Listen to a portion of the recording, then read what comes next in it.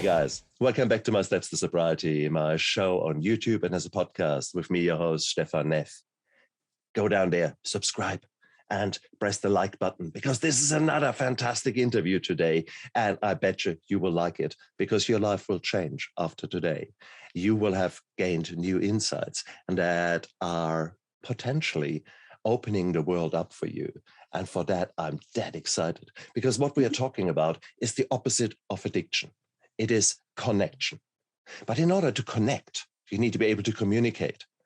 And we are not always talking the same language. And with that, I don't mean English and Portuguese and Chinese. No, I mean the language of your body.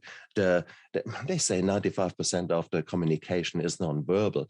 You know, there is that comes in, but you've also got, when you use your voice, there are very different types of communication that some people absolutely adore and others absolutely hate. So wouldn't it be nice if you become a bit more knowledgeable or even a master in communicating effectively? And that's exactly who I've got on today. I've got Nicole Shir.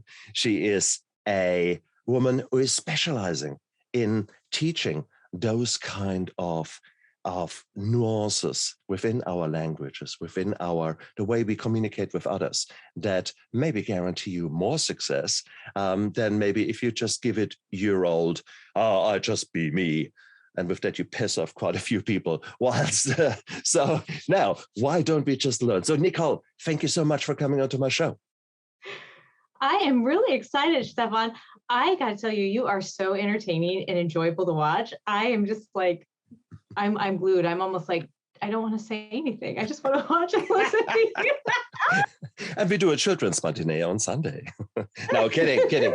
Life is too short, Nicole. Honestly, it is. Oh, I've lived in the darkness and I lived suppressed and suppressing myself for such a long time. I'm sorry. I'm too old for that now. I'm too old for that shit. Right now, you get authentic, you get integrity, you get passion. And that is the guy who I want to be. And sometimes I can't be it because life circumstances, but that's okay. But most of the time, I'm here to live this life to the fullest. And sorry, like it or lump it. That's what you get today. Mm-hmm. Nicole, I mean, how the hell did you get into that topic? Such a crucial topic, such an overlooked topic, if you think about it. Well, what happened is I am an SRA survivor, a satanic ritual abuse survivor, and I lost my identity. And because I had also had people around me who didn't understand how my personality communicated and tried to get me to conform on top of that. So, and then I have a learning disability.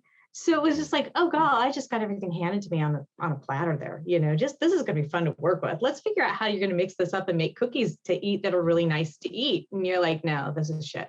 And so what happened is I started down this path and I did my undergrad in conflict resolution and business. And I learned so many skills about conflict resolution. It's absolutely, most people are scared of it. Oh my gosh, when you have the skills, it makes it easier. And then I did my master's in industrial organizational psychology. I say you need a degree to say it or spell it. And that's basically a business psychology degree. And what I noticed with my co-collaborator that helped me develop this model, wrote the book and stuff, is that leadership models were missing communication and conflict resolution as I was studying. And I'm like, what's wrong here? And then I looked at our personality models and I'm like, that's missing communication. Don't we show up with our personality and communicate who we are? And so we were looking at Jung and Hippocrates, the four fathers, and we were looking through, just doing some basic research. And it's like, oh my gosh, these are the patterns people have. And it's so simple. And why aren't we, no one's going to go, hi, I'm a sanguine. I think it's sanguine. Hi, I'm a sanguine. How are you today? Let's talk sanguine language. I feel like I'm doing flippers. Yeah. That's great for back then, but now people aren't going to say that. They're not even able to get the words out of their mouth because they're so busy. So we came up with words that describe people that you knew when you met them pretty close what it was. Nice. So you want to hear? So there are absolutely. But I mean, for those of you who are thinking, what the hell is she talking about? And I don't know, I can't follow. Imagine you go into a big office where there are many desks. I bet you there will be one desk which has got little flowers and maybe a plush teddy and maybe the pictures of the granddaughter and grandson playing. And then there will be another desk where the pencils are aligned exactly to the point. Everything will be sharpened, everything will be prepared, not one thing out of place. Do you think when you communicate with the people behind the desks, do you think that the same style will give you the same results in these people? Could it be that your style does either not gel at all with either of them, or gel maybe with one more than the other? Chances are yes. So how about if you could actually figure out, how do these people actually work?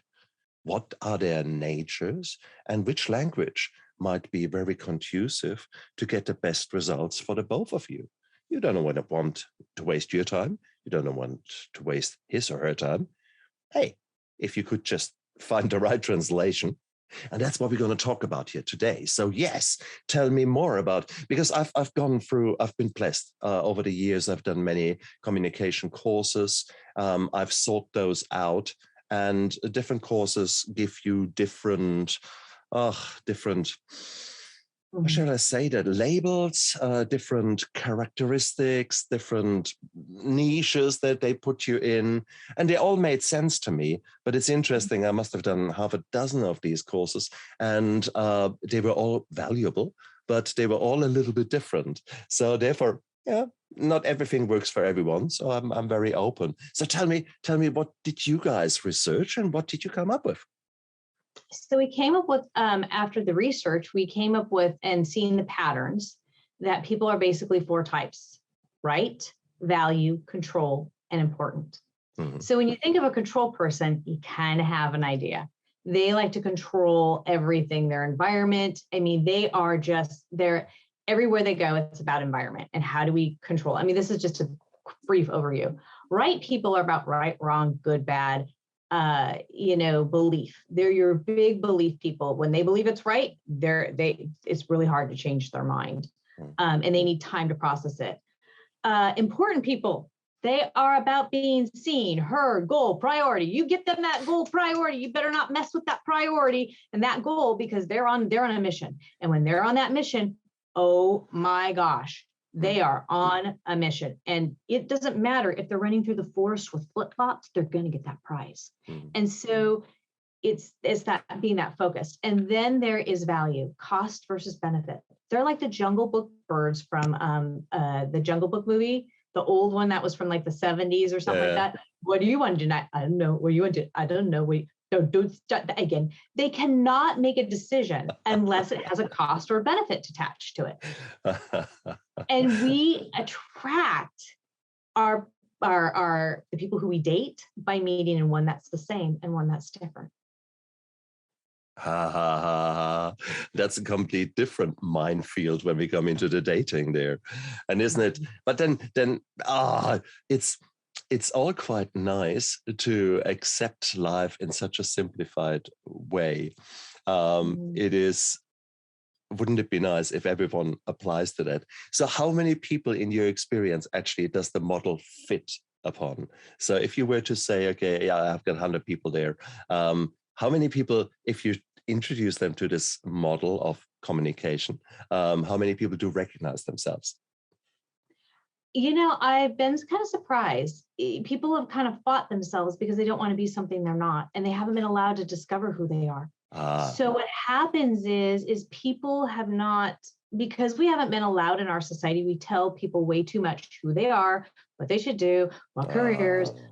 So what happens is you're dealing with people that don't necessarily want to be right, because the connotation with right is I'm going to be like a particular president we had in the United States a couple of years back. And then they're like, but you know what I tell people is we need all four of these because but we need people to be in balance. We need to understand, you need to understand who you are and how to be in balance. So, and how to resolve conflict, because you're just going to automatically be that way. I'm an important value. I will walk into a room and no matter what happens, I'll get noticed. I can do everything I possibly can not to get noticed. And I think it's only happened like once. So the music will stop. All of a sudden I'll say something like, darn it, dang, oh. You know, so if I'm with a control value who isn't about being seen, wants their environment a certain way, and is cost benefit, they're going to be cost benefit. Is it cost benefit to go out with Nicole or not?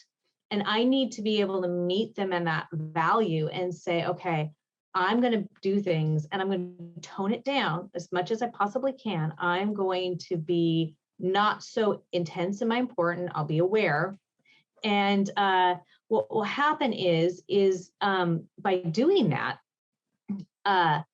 what happens is then they get the ability to say, you know, this is what I can do to take care of myself.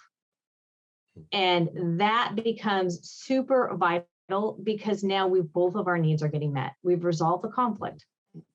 And I know what I need, they know what they need. And now we can say, okay, if we go out, what are you going to do to make sure if I start to draw too much attention or I'm tone it down? So both of us aren't silenced, because what happens in our society is we silence people. And there's a difference between being silent and silenced. And silenced is saying you don't get a voice because my voice tops yours, or, you know, however that's going to go. Oh, so true. So true. If you imagine what you're creating there is basically, well, not supposed to be a quadrangle. Okay, make it. So take a quadrant. Take a square. That is what I want to say. Take a square and halve it each way. So you've got these four quadrants. And if you imagine that you have got these four main kind of categories of people, you can put them into these four quadrants. What I want you to do now is take that whole the square, flatten it down, put it down on the ground. And I now suggest, however, that it is so important to realize that these have all the characteristics that you described when they are neutral, when they're serene, when they're okay. Now comes the dimension of adding stress. So these people will be behaving in one way. And then when you look at when they are stressed, now that's the next level. They will behave all in a very different way, but probably predictable. And then you do distress on top of there. That is where the cool thing happens, because now you have got people who are in fight and flight mode, and based upon their original, category, or based upon their features, their beliefs, their core beliefs, really, that's what we are talking about. They will respond in very, very different ways. So suddenly you become three-dimensional with that. And that is so cool. And that is where I find it so brilliant if you actually figure that out and see, okay, how do they behave when they're normal, when they're serene, when they're in control of their life, and then what happens thereafter. So does your language and does your your attempts to help people, does that take that into account? I know for me, when I'm shushed as an important person, I get louder. When a control person does not feel like they can control their environment everywhere they go, they get really, really irritable a lot of times. Right people, oh my gosh, they will be very argumentative, And again, we have 2 out of the 4. So it's going to be a place where the other one's going to also play a factor in it. But these patterns are pretty clear. And I've seen them all over the country. It's just like all over the world, it seems the same. And it's based on Jung and Hippocrates model. So what I am noticing through this is that sometimes people will hide one because they'll be protecting it. Sometimes people will come in all with one, as their combo. And you're like, oh, that was easy to tell. And so, but the main thing I think about that I enjoy about this model is I know how to communicate. When my son was 3 years old, he could say the word consequences. And I was like, boy, he's so smart. No, he is smart. Don't get me wrong. I don't want him to think that I'm not saying that. But what it is the word consequences is the right word. So I know for him, him and I meet in value, my son and I.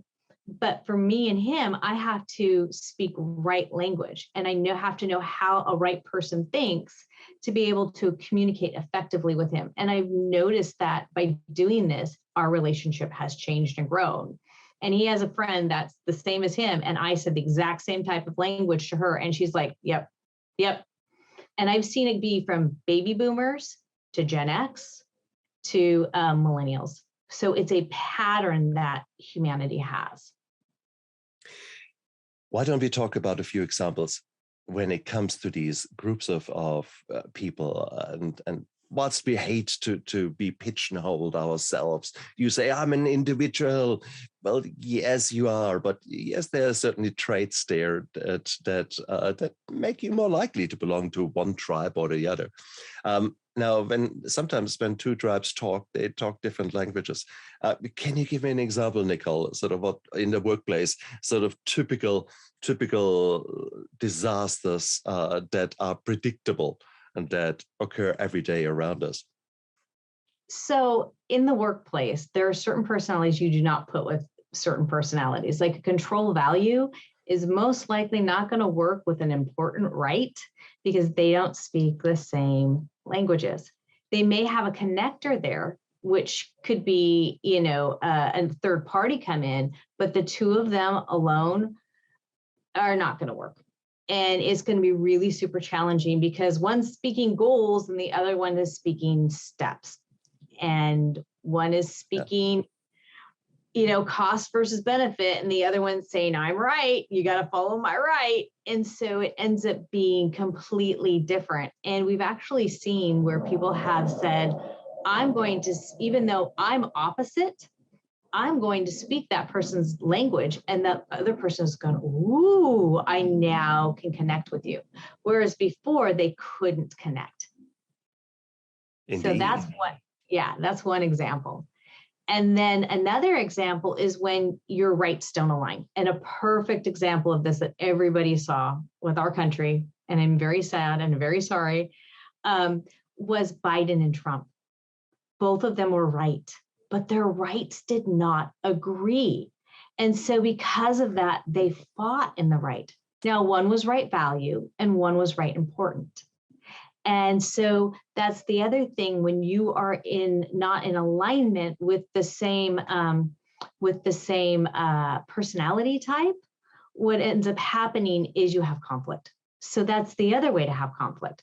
So it's being aware that you may have the same personality type, but you're not in agreement, or you're in competition, or whatever it is. And so when you are aware, you can actually say, this is what I need. What are you needing? And it becomes a place of safety and resolving conflict for both. And I've been in the middle of a war between two people whose rights did not align. And it was so frustrating.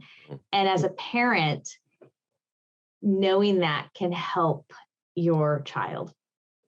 Knowing that can help you navigate with your child and how to work with them. So, and children do grow up and go into the workplace. Now, something else we also notice is that people get shattered or wounded in their personality type, especially if they aren't allowed to be who they are and they have the opposite parent raising them.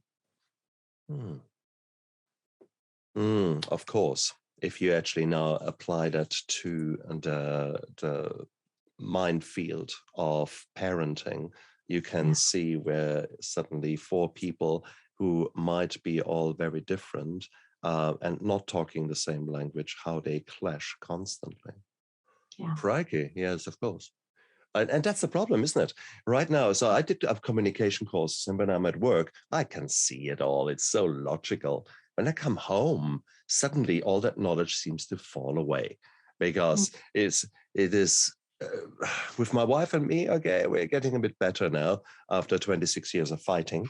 Okay, but then again, I need to say opposites attract. And sometimes you make the strongest team by having people of different abilities in there. They just need to learn to communicate, despite the fact that their belief systems are different and their needs are different. If you can jump over that, you can create power teams that are out of this world. So in the workplace, that's good. But but it's more challenging in the family.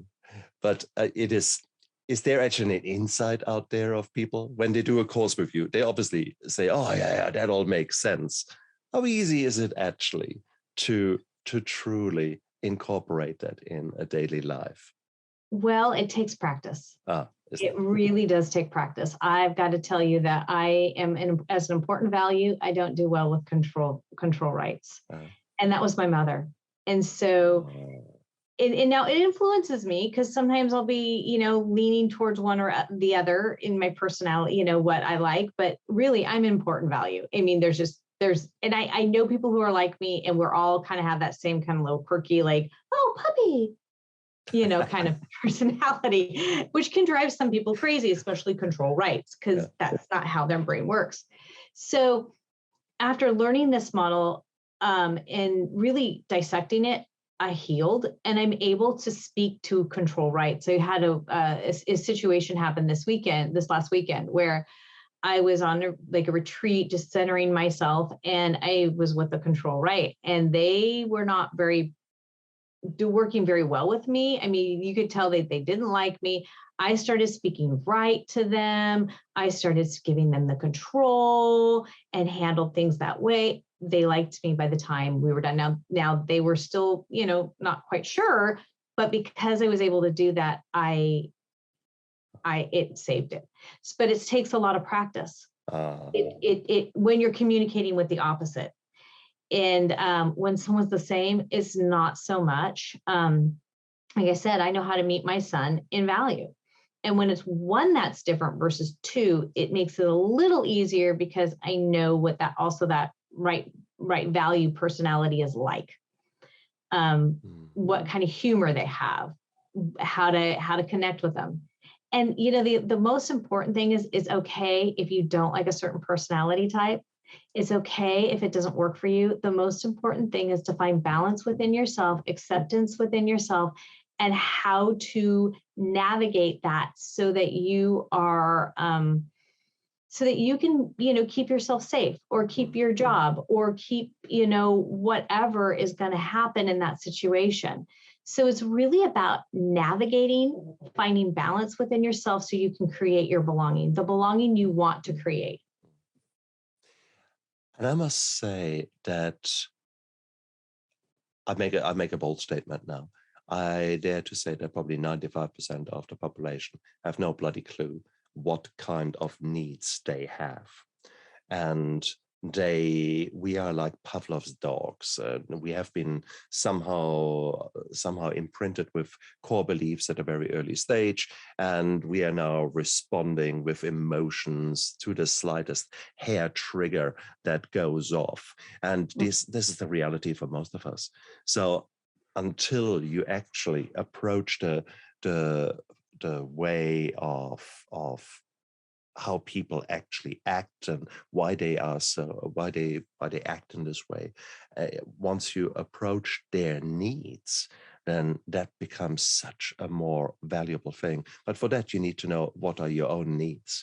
So guys, be aware, if you start learning communication, then it also means you start learning about yourself. Oh my God, Pandora's box, okay? Pandora's box is a nice, ordered little thing compared with the chaos that is in my head. So be aware of that. You are bound to grow. Is that really such a bad thing? I don't think so. And you become happier. Oh my gosh, when you love yourself and you accept yourself, and I'm saying this as a woman, but I'm seeing it as men too, you become happier. You know that it's safe to say, hey, this may be overstimulating. I need my environment a certain way. Exactly. And I got to tell you, when I had that conversation with my stepdad, he's a control value, I'm an important value. And I said to him, this is where we struggle. He was like, It was like freeing for him because it gave him the space to do it. So as a man, you can take the leadership there and give people the space to have freedom. You can, as a woman, you can take that too. And what happens is we learn to partner with each other. And as we partner with each other, this is one of a Nicoleisms. We're each a piece of the puzzle.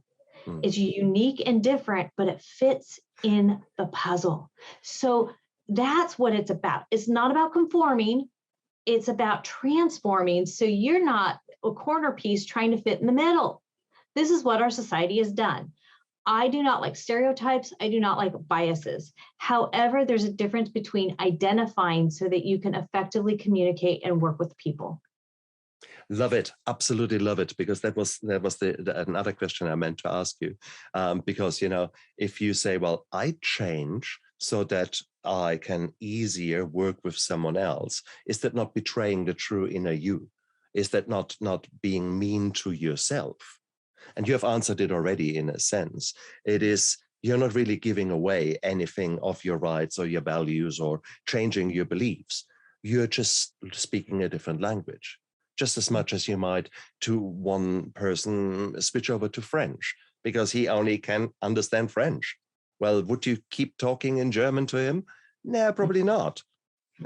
Same thing here. So if you actually figure out what is their need in the sense of what is the language they understand, would you not be far more effective than you doing essentially hand signing or some kind of yeah, you don't want a particular finger sign. With your hand sign. Although that's easy. Isn't it amazing? We all understand these kind of things. It is just, so there's one language that is universal. Okay, let's give you that. and the other thing is, none of us like that language. We might like to dish it out, but we certainly don't like to see it.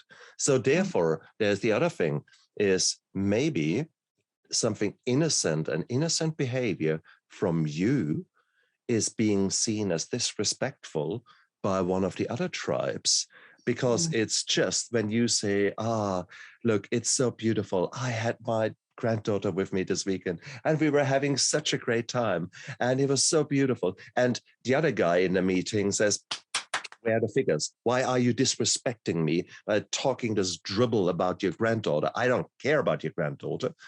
Well, he will not say that because we are so-called civilized people, but he will be fuming with anger because you're wasting his time. So there you go. Different needs demand different languages. Whilst if you say, here are the papers, bang, here's the balance sheet. By the way, I think we should do that. And just considering, and had such a beautiful weekend with my granddaughter. He will say, oh, that's nice for you. And we'll go through the papers. Everyone is happy. Okay. So how nice is that? So just by being aware of who you are, who they are, and what they need is so beautiful. And what you need. And so like what you're talking about, that's the woman talking about her child and the other one's like, I gotta go.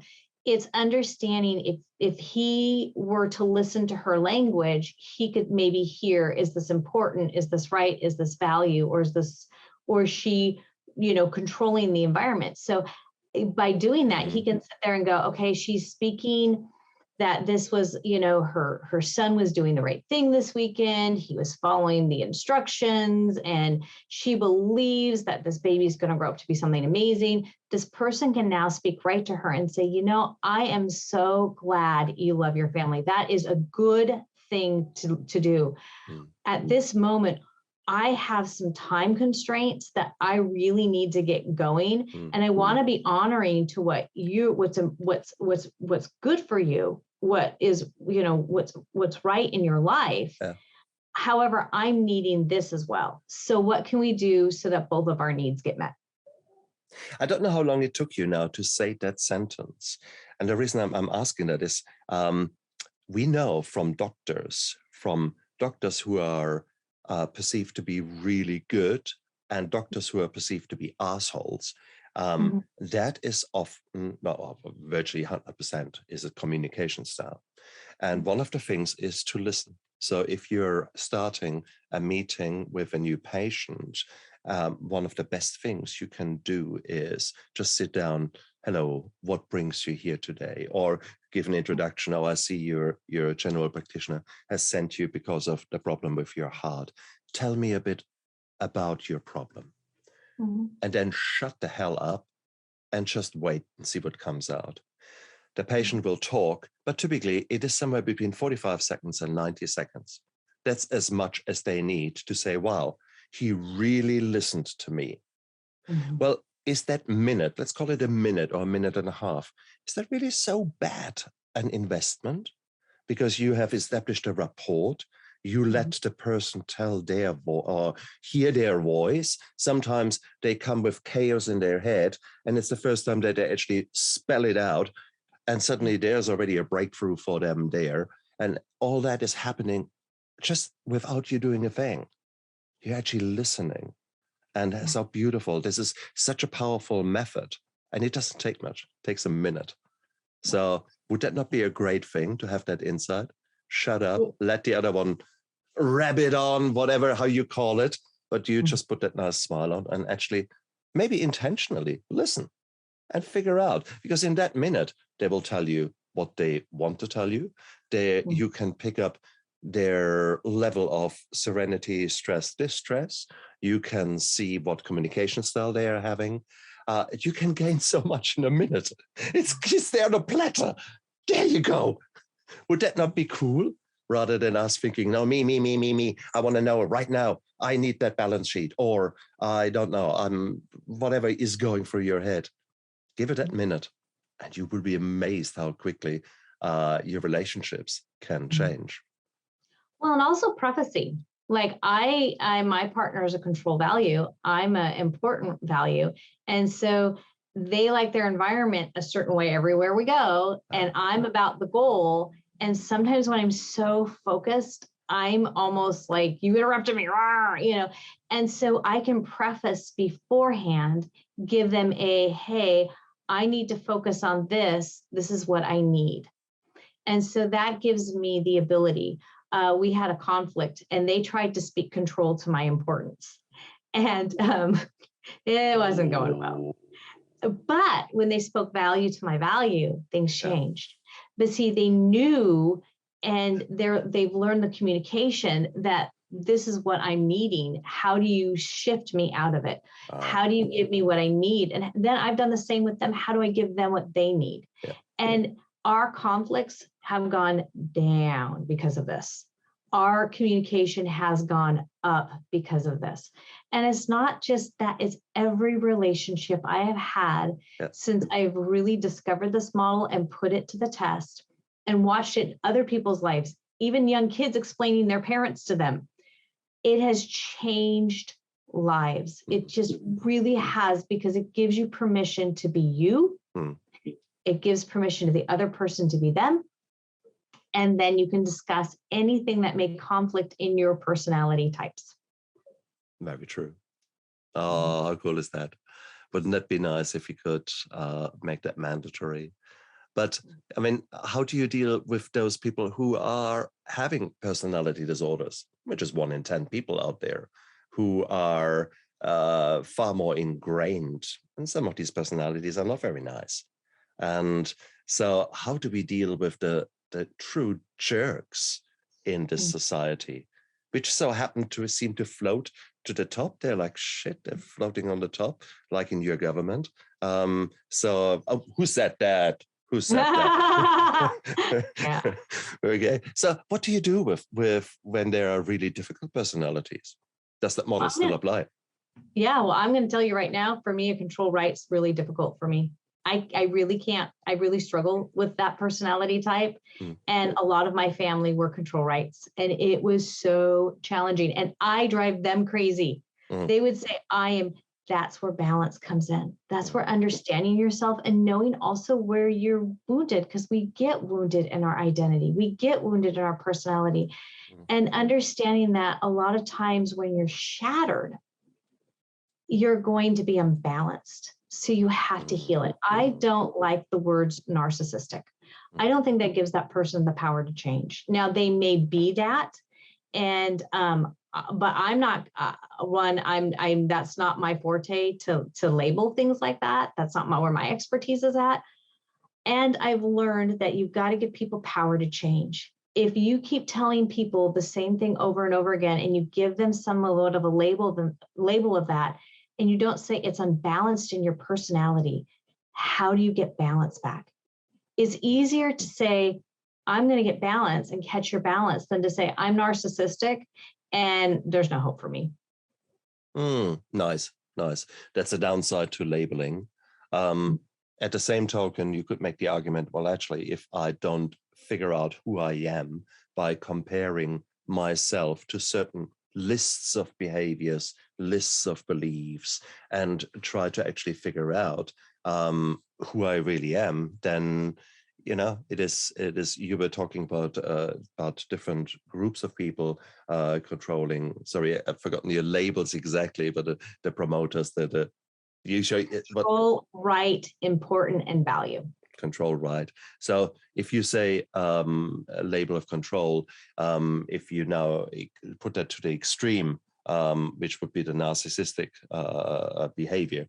So whilst you might not like the negative connotation, wouldn't it be a logical culmination of your model to also use the maybe abnormal or pathological personalities to put them in there? I like balance because it gives you that ability to change. There are personalities where it's really, there are certain aspects of these that is really hard to change.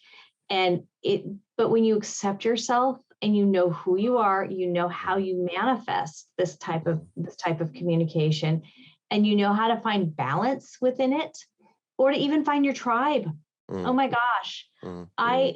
Most of my partner's friends, a lot of them are control rights. And so I need them there when we're having conversations. I have a lot of friends that are important rights. They don't work with control value. So how do we navigate that? Because these are people in our world, and to us, that's going to seem obnoxious. In my case, that's going to seem obnoxious to them. And so, I just think we throw out the word way too much, that people are something because we don't like them. Now, there is harmful behavior, and we have to look at that, and we have to understand how that harmful behavior happened. And sometimes there's not an explanation for it. Sometimes it's a chemical imbalance. Sometimes it's all different kinds of aspects. But I really do believe that a lot of our wounds are handed down to us, and they're handed down through our personality. And because the way I see something may look like it's control, but I'm really looking at it through an important lens. If you were to say, do you want your environment a certain way? I would say no, but this may be important to me. And we aren't giving people the freedom.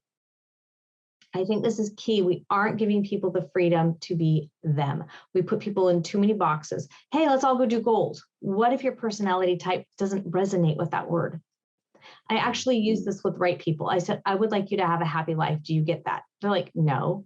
I want you to have a good life where you make good choices so that you can get the results you want. Oh, that makes complete sense. Oh, I love it. Love it. That was a perfect example of changing your communication style. You're still expressing the same thing, but just in a different language. Love it. Love it, love it, love it. So imagine if you hurt someone in their control, or you hurt someone in their importance, or you hurt someone in their value, or you hurt someone in their right. What are they going to do? And I think that's the biggest thing is understanding that we are all amazing, and giving people balance is going to help them not to be that obnoxious little twit. I mean, really, nobody wants to, hey, I'm going to be the obnoxious twit, I mean, some people might, but that's more snarky humor. So it really is about healing those wounds, because we all get hurt in our areas. And I know what happens when I see people who their needs languages get hurt, or they're not given what they need in that moment, and how they act. We all act we all act crazy in some aspects when we're not given what we need. That's so weird. I'm just reflecting on last week or the week that has just passed. I've got a colleague with whom I work very closely, and he is at times he can be quite obnoxious, but that is to now looked at it to actually put your words and your model onto this relationship. It is very clear for me to see what is occurring there. He is in need of control. He needs to be controlling. And but he is also he can be very intimidating when he believes something is right. It needs to be done in exactly that way. And it's amazing. And for me, by realizing that, by accepting his needs, I can keep my mouth shut, even if I was maybe otherwise responding in a different way. I keep my mouth shut and actually let him express his needs, and then give him a balanced response that he says, okay, and that's all good, and then it's all resolved. If I would not listen to his needs and just brush them aside, I've done that by accident in the past, and it doesn't end well. So a classic example of communication gone wrong, or you taking the power of controlling the narrative there, controlling how the end of that discussion will play out. And that is really cool. That is power. That is leadership. That is ownership. And that is lovely. But that means that you need to have shown integrity. You need to know who you are in order to do so. And you need to have the ability to be open and learning. And truly, don't listen to your ego. Listen to what he is saying and why he is saying it and how he is saying it. And then make an informed decision how you respond. Would you agree with that? Yes, I believe that both parties need to be in that communication. And that's where you can say, I see the scene. Do you feel like this is challenging for you? And that by the way this project looked, that it wasn't done right. And it makes you feel I would feel out of control in this situation if I were you. I mean, I hope I'm not putting anything on you. And if they go, yeah, I feel that way, you've just diffused them. Exactly. And then you can say, I understand that challenge. This is how I would like to be talked to when these challenges come up, because I really want to work with you. I want a successful relationship. And then you go into what your language would be, and you use it back and forth. So you aren't silencing yourself, but you're not silencing them. Absolutely. And so that's where, and you're training them in some aspects, this is who I am. And it's also going to depend on the relationship you want. If you have to have a longevity of relationship, then this is what you're going to want to do. If it's just to escape, to get out of there, you acknowledge them and you hightail your rear end out. So it depends on what you're wanting from the relationship as well. Family, you're going to do this more with, because, family. Marriage, you're going to do this, you're going to do more back you and them. Work, you're going to do more back you and them. But if you're in a bar with some jerk that's, doing something and you're singing karaoke, and you're like, I mean, you're in a, an environment that you're playing putt-putt golf or, whatever, and they're acting that way, then you want to escape. You want to get out of there as quickly as can, and you want to be safe. You really want to be safe. So that's where you go, okay, this is a model that can help me get safe and escape someone who's not in a good place. And they actually use this to escape people who are not in good places. May I ask, it makes all perfect sense if you look at a wide spread of population. So let's say people who are working in the same office, or maybe children in a room at school. All makes perfect sense, or church members in a congregation. What about if you take a more selected clientele? For example, type A personalities, let's say a group of special forces soldiers. They're all kick-ass, type A personality, in your face. Yet, does that model equally apply to such groups? Or it might be firemen, it might be law enforcement agencies, whatever it is. So there are certain groups of real men, and even if there are women in there, they have got bigger balls than a man often at those times. So what about such environments? There's particular personality types have patterns. Like I just told you, I'm an IB and I go, puppy. Mm-hmm. I'm very goal driven. I can be a type A sometimes by my importance, just going through that berry bush, I'm going to get the prize. And so what ends up happening is it's learning how to talk to them. It's learning what their struggles are. Because each one of these has particular struggles attached to it as well. And so when you understand the struggle and you understand the language, you can diffuse things. And that's what's most important, is diffusing situations that may cause harm. I'm not saying all military people are like that. I'm not saying all police are like that. But what I am saying is we have to understand the environment and we have to understand what type of personalities go for what kind of jobs, what kind of careers. And that's a huge thing too, because a lot of these personality types, when the control is combined with the value, there's certain things that they're more likely to do or be good at, or their personality is going to come across. We also need to know not to push personalities too, because when we are so dominant or we are so strong, we can cause another break in another person. So it is really understanding, especially if you push, when you understand your personality type, you're going to know where your struggles are.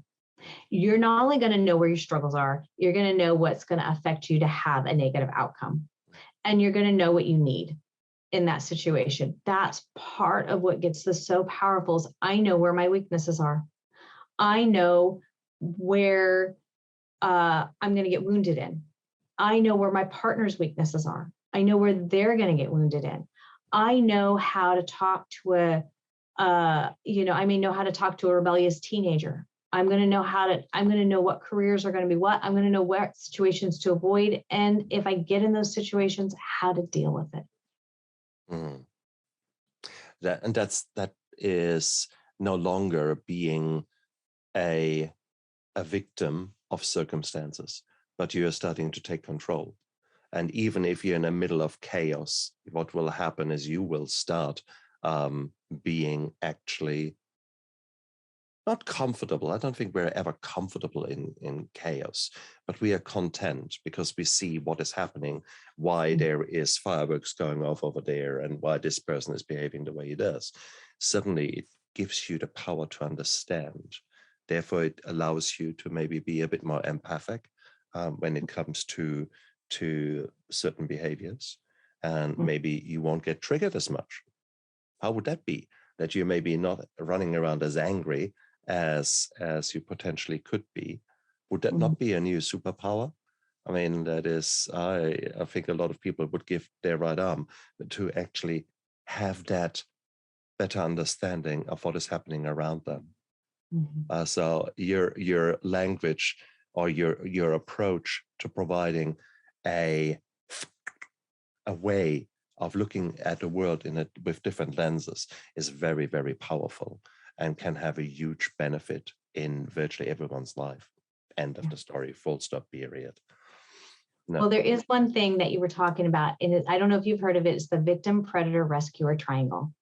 And what happens is when we are not giving ourselves what we need, we're not giving the other person what they need, we can get pulled in. Everybody's been victimized of some kind. Everybody's tried to rescue, or a lot of people have.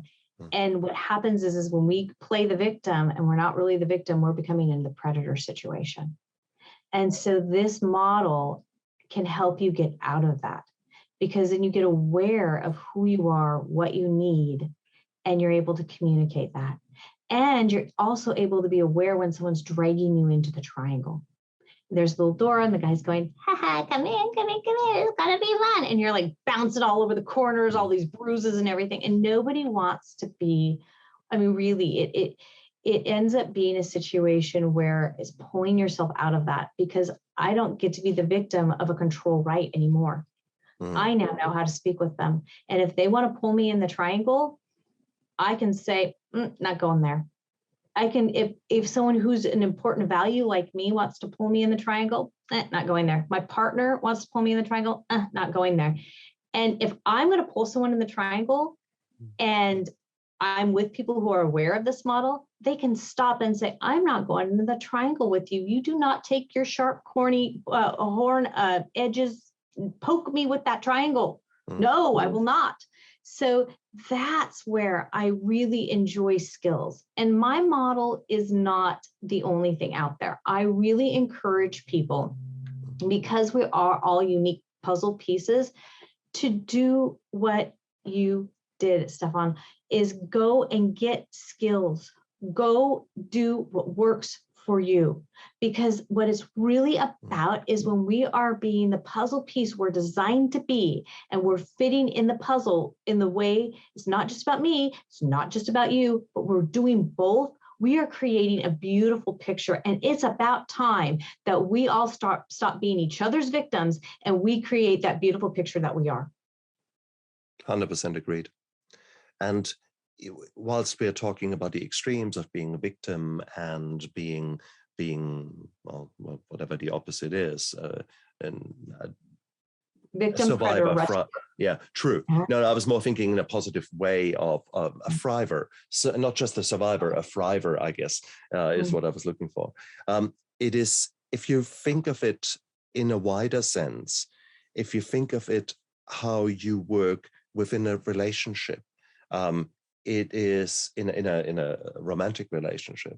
Suddenly you will be so much more powerful, as if you could read your partner. And literally it isn't that what allows you to be there for in good times and in bad times, whatever your wedding vows, in whatever language you said, they're all very much a variation of a theme. You want to be there for each other. And what do you do in the bad times? The bad times, especially when the bad times are among the two of you, you can either run away, or you can figure out, why the hell are we triggering each other constantly? And chances are it has to do with communication. The other thing, of course, is when it comes to business, you could also look at your financial wealth and think, okay, how do I want to actually move forward there? What are my belief systems around that? And even if you are strongly a belief and a more, let's say, touchy-feely person who maybe doesn't put so much value on money, etc., and you want to do good things, well, let me tell you, it's much easier to do good things when you're financially secure and you can move on. So it's lovely to explore those kind of aspects, those kind of communications in your core beliefs as well. So in other words, if you tick a certain way, if something is really important for you in a certain way, you have to incorporate that into the financial world as well. And that can be challenging, no doubt. But if you do not do that, you try to get out of the troubles, out of the credit card debt, etc. But if your core beliefs and if your other things completely sabotage you there, you end up always poor. You end up always basically a self-fulfilling prophecy. So therefore, use such models for every aspect of your life. For some of them, it works better. For some of them, maybe not so easy. But it will help you to develop into a better human. And once you have started tasting, getting a taste for that transformation, getting a taste for a different communication, the first time you do it and it works, you walk away with a big smile on your face. I guarantee you that. And it's absolutely amazing. So cool. Man, Nicole, you're an amazing woman. You have brought all this information together. You've studied it, you researched it, and I know you've got free little books out there, and you're working on more. Tell us a bit what you're working on now, and tell us a bit where we can find you. Okay, well, I'm on Facebook under Nicole Shir and the Seven Candles. I named the company the Seven Candles because when we're candles and we are lighting, we're lighting up the world.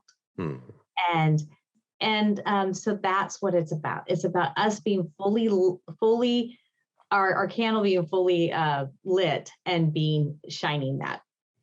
So that's I'm on Instagram, LinkedIn, and I have one booklet that is on Kindle Unlimited for free. It's the dating booklet. It's our very first one. And we're going to try and keep that always free because we want people to have the information. Nice. So that to me, again, I'm really, really big on, I want you to discover who you are and how amazing you are because it sticks better when you discover. And then I have a workplace book coming out this month. And it's going to have a lot of data on DEI, how to put your teams together, how much we spend in retention. Your mind will be blown away at how much money is wasted. You know, people say they can't give a living wage. Well, part of the problem is, you know, and they'll say, oh, it's theft. Well, that is a little key point, but a lot of it's because workplaces are not happy. And so people leave, you have to retrain, it costs you more in the long run. And so that's a big retention thing. And with my degree, that's where I really want to go with this model more than I have other, but everybody needs it and they need it in their personal life. And then I will be doing a TED Talk this month. Ooh. And it is going to be on dating, disabilities, and communication. And then just some of like a TV show that will explain how the model works and break it down so that people have examples. And I'm really excited about that. I really think that we need to talk about disabilities and equity. Disabilities hit everybody. It doesn't matter what your gender is, what your race is, what your age is. It hits everybody. And we need to create a more inclusive equity environment for people with disabilities because there's some talent out there that people are missing because of unaware and biases. So I'm also speaking at the end of the month at the SIOP Convention, Society for Industrial Organizational Psychology, on disabilities and employment issues, and giving a few resources that are just fabulous to help people just really start to be able, and it's okay if you have a disability, it's okay. That doesn't mean you're not able. It means your capability is somewhere else. I was yesterday on a guest on a show with TJ West, and he is an advocate for disabilities. And I was making the argument there that in fact your disability is actually reframed is actually a superpower. Because it made you the person who you are now. It made you the person who is hungry to change the world. It made you the person who has gone through dark times and is now out there and is changing the world. So therefore, it's the same with my addiction. It's the same with my mental health problems. They have made me the person that I am now. Without those dark times, I would have never would never be speaking with you on my own show, for crying out loud. No, I would do whatever I would be doing. So that's my point. So we are all, the past does not equal the future. We can always change, but our past does not define us, but it helps us to be a better person. So therefore it is, I love your attempts to help people to do so. And I guys, you're watching this, you're listening to this on a podcast. What have you got to lose? And then rephrase that. What have you got to gain? And that is so much. So guys, look down there into the description of the YouTube video and of podcast. You've got all of Nicole's information down there. Very simple. Check her out. Have a look at the book, because tell me one relationship that can't do with a bit more attention, love, focus, and maybe a reappraisal of your communication styles. Maybe is there a better way how to really have a beautiful relationship by actually listening what your partner is really saying, rather than getting triggered by words, actions, the way they roll their eyes, when really they want to say, actually, I love you. But, if you don't understand it because you only see something different, that's not a very successful way of living, I would say. Nicole, you're an amazing woman. I wish you all the good luck with the TEDx talk. That is something I'm waiting to do. The next quarter that is on my list to do. And that is, these are just all stepping stones of us putting ourselves out there and changing lives, both our own, because we grow, we transform, and in turn, we touch the lives of others around us. And with that privilege, hopefully we can plant seeds and we can change the world towards a little bit of a better place. That is my mission here on my show. I want to make this world a little bit better, one interview at a time, one book at a time. And I think we both have got the same mission. And for that, I'm so grateful that you came onto my show, Nicole. I want to give you a social distance hug. Oh. Because I'm not right there with you. I want to hug you. I'm sure you get that a lot. It's been so fabulous. And thank you so much for having me here. It really is about transforming lives, and that people accept that they are so amazing and that we all have something to offer. And you have something to offer because of your scars, because of whatever happened in the past. So don't just think, oh no, she's talking bullshit now. We want you to shine your light. And if we all have a little light shining, suddenly the darkness will be bright as day. And how nice is that? So Nicole, I sent you the huge hug back. And you guys out there, look after yourself. Live with passion. Bye. Bye.